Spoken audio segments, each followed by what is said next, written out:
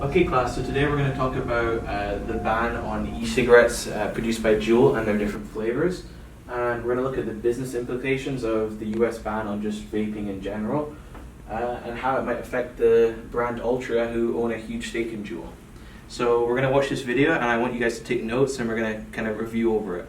An X-ray of the lungs of one of the teenagers hospitalized after vaping THC. All of this white cloudiness means there's a lot of inflammation in his lungs. And that's The video was the catalyst of a build-up of concern and stress for Lucas, as he worried about the future of Juul and whether it would be available to him in the coming weeks. Bimboli, on the other hand, remained serene, as the Juul ban had no effect on his cigarette smoking habits. However, smokers' lethargy can often be mistaken for serenity. Tiredness and constant feelings of fatigue, a poor mood, and an already sedentary lifestyle may pose a recipe for disaster. Now, many people like Bimboli feel that cigarette smoking is simply the original and traditional way to smoke, with things like Juul being a fad or a trend, while others, like Lucas, feel that Juul is an innovation and helped to stop many people from smoking and taking in less nicotine every time they do smoke. According to Smokers Daily, there is a lack of motivation, a lack of physical activity, a high propensity towards depression and anxiety, and the aforementioned general lethargy in smokers. Not to mention the addictiveness of nicotine in general. Young people especially tend to live for their smoke break. Both cigarettes and Juul smoking involve frequent use of the respective products. We will see this as Lucas shares his concerns with Bimboli, pressing him for any Juul pods to prolong his ability to vape, given the inevitability of the Juul ban.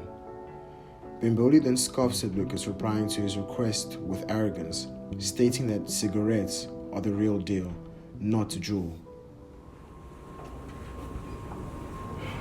Hey, where you off to? Sorry? Where you off to? Let's buy some drill pods. Okay.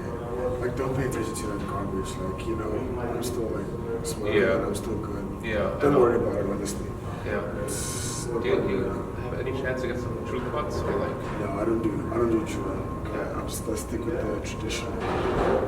Is it good though? It's really good. It's really good. You should really buy it. Consider buying it, especially if they go through with like banning everything. Right. You can't have any flavors. Definitely buy it. Yeah. It's great. You should try it. Yeah. Right. Another nicotine-related problem involves losing weight because of a lack of appetite. Water, however, gives humans a feeling of satiety or fullness. As evidenced by NPR, regular smokers do not eat as much as usual, as nicotine has been scientifically proven to activate a pathway to the brain that suppresses appetite. Lucas, in a frustrated manner, started searching for any remaining Juul pods he may have, but couldn't find any.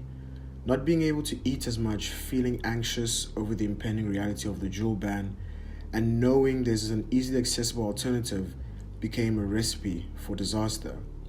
So now, Lucas started to accuse his friends of stealing his Juul pods from him, and continued his relentless begging as if he were deprived of a necessity in his life. Reality had struck. He had run out of Juul pods, leaving him with nothing. The reality of this and the result you are seeing is nicotine withdrawal. According to a study by Healthline, 2 of the side effects of this are irritability and anxiety. After wasting time searching for a fix, life has a way of creeping up behind people, as it did for Lucas.